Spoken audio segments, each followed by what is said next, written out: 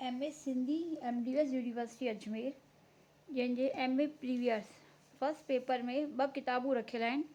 हिकु त आहे स्वामी जा श्लोक ऐं ॿियो आहे शाह जो रसालो। शाह जे रसाले में 4 सुर रखियल आहिनि: सुर कल्याण, सुर सामुंडी, सुर सुहिणी, सुर सोरठ। इन में केवल ही 2 किताब ई रखियल आहिनि, जिन मां ई सॼो हिननि ॿिनि किताबनि में ई इकाइयूं विरायल आहिनि, 5 इकाइयूं।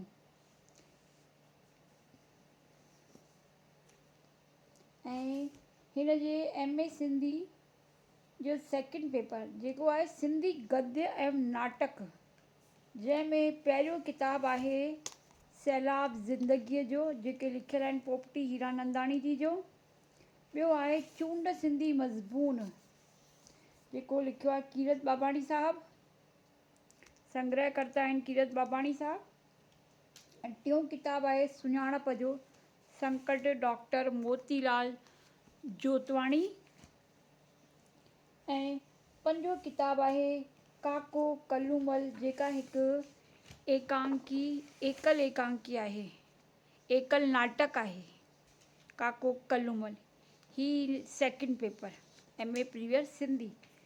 MA प्रीवियस जे थर्ड सिंधी साहित्य जे इतिहास, हिन खे ई हिन में ई 5 इकाइयूं हिन में ई विरायूं वयूं आहिनि।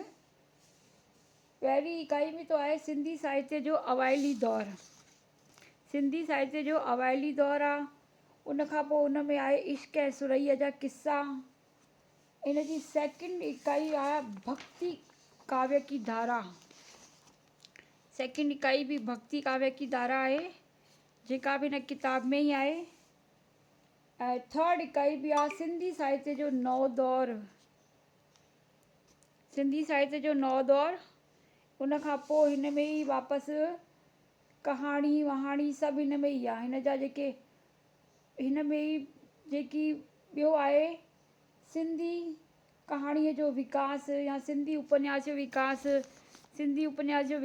सिंधी कहाणी जो विकास, जेको बि हिकु बि 5 ई जेके इकाइयूं आहिनि उहे सिंधी साहित्य जो इतिहास, जेको डॉक्टर मुरलीधर जेतली जी किताब आहिनि, उन्हनि जो ई हिकु इहो बुक आहे जेको थर्ड में पाण खे पढ़ाई करणी आहे। ऐं इन सां ई रिलेटेड अगरि हिकु ॿियो बि किताबु आहे सिंधी साहित्य जो मुख़्तसर इतिहास, जेको डॉक्टर करियालाल लेखवाणी जो आहे, इहो बि चाहियो त तव्हां पंहिंजे ज्ञान वृद्धि लाइ या फिर सुठे जे लाइ हिन खे बि रीड करे सघो था। बाक़ी चौथों आहे हाणे हिन जो पाठ, चौथी इकाई आहे, यानी चौथो पेपर आहे हिन जे MDS यूनिवर्सिटी जो, और पाश्चात्य साहित्य आलोचना के सिद्धांत। हिन में बि 5 इकाइयूं आहिनि, जंहिंमें आहे नाट्य शास्त्र। मार्केट में उहे हिकु नोट्स आहिनि।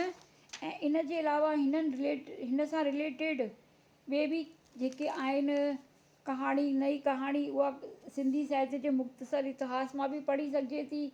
रिपोर्टाज, निबंध, आलोचना के सिद्धांत, हिन में 5 इकाइयूं आहिनि जिन सां रिलेटेड किताब आहिनि।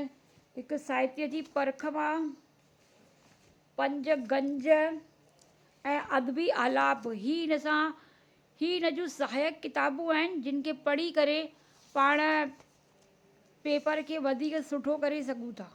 धन्यवाद।